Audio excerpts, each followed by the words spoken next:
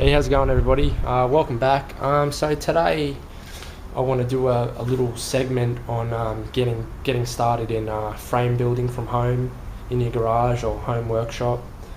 I'm going to talk about drivetrain setup, wheels, tires, engines, prep and metal, fuel tanks, frame design, and all that other stuff.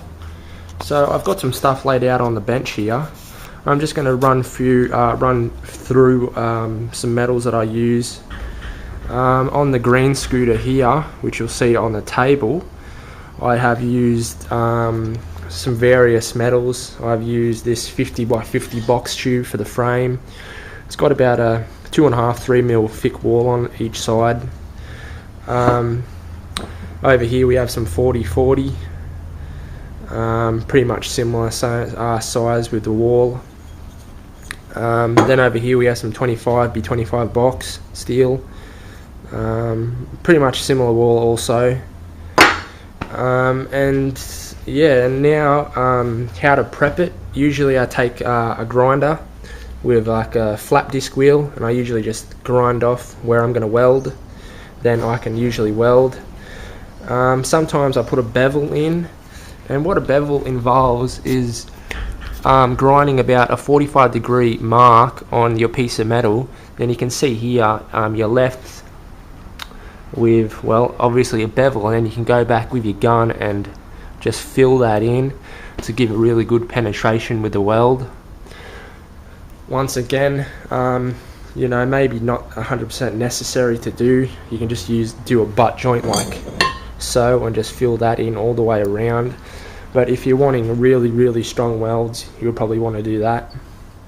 Then after that, you can just take like a wire brush, and then you can clean off your dust or slag, depends what you're using. Again, MIG, TIG or arc welding. If you're using arc, like some people will when they're getting started into welding, you can pick up a cheap arc welder for about $100 so with a brush, chipping hammer and a small helmet. So some people are most likely to have one of those.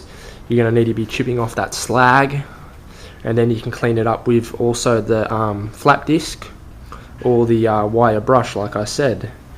So once you've got your frame figured out, this here, the frame that I built, I never really drew anything on a piece of paper that I can remember. Usually I just kind of wing this frame, and yeah, it turned out alright, I guess. Yeah, so we'll go with the drivetrain. It's chain driven from the sprocket on the engine to the back wheel. As you can see, it still needs a little bit lining up. It's kind of tilting to the left. I just need to adjust these spaces here. And yeah, you can use a friction drivetrain, like using a whip snipper motor or a weed eater for you guys in the US. Friction drive, which is just obviously friction is the shaft or the spindle touching the wheel. You know, a lot of people go with that. It's a lot easier, and it doesn't take as much to get it going. And yeah, you can use lawnmower engine. Obviously there's a whip snipper motor there, or chainsaw engines, you know, anything, clutch or clutchless, doesn't matter. And with these wheels, these are actually pocket bike wheels. They got slicks on them, front and back. You can go with this type of wheel here. This is a push trolley wheel. The wheel itself is fine, but the rim and everything is junk. Chuck that out straight away. Then over here we have another wheel similar to the pocket bike wheels. That's an on-road wheel, as you can see, similar to that one there. Then over here we have a large slick wheel. That's always handy to have.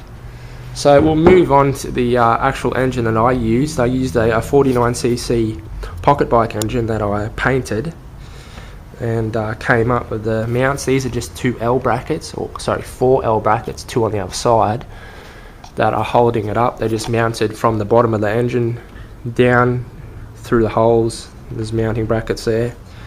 And what I've done with this exhaust is I've taken a piece of steel flat galvanized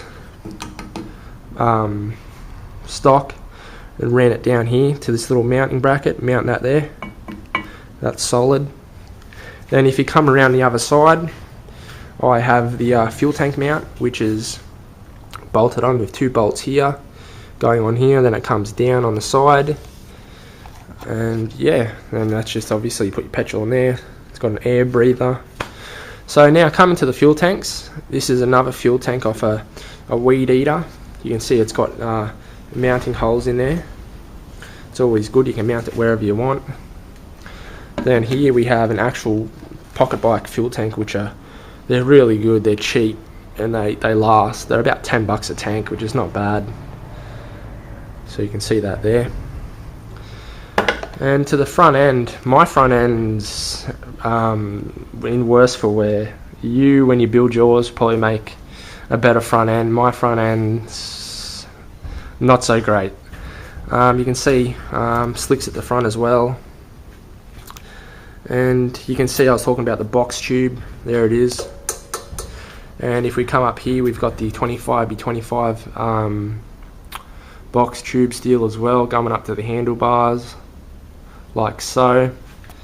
And yeah.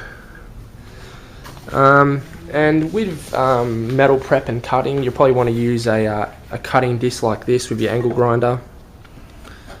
You know, just makes nicer cuts.